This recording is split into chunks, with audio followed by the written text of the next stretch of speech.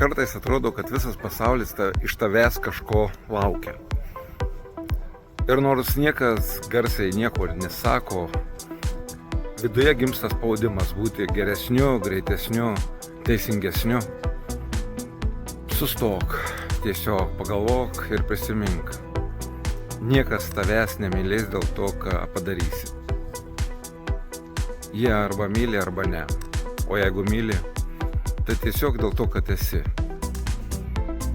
Kai mes per daug pasistengiam, mes tiesiog užsidedam kaukes, prarandam tikrai save, o kartu prarandam ir jų tų kitų pagarbą. Leis savo būti autentišku. Netgi tuo, kuris galbūt ne visiškai patinka kitiems, tačiau tikras. Ir tų, kurie yra savi, visada užsitarnausi pripažinimą.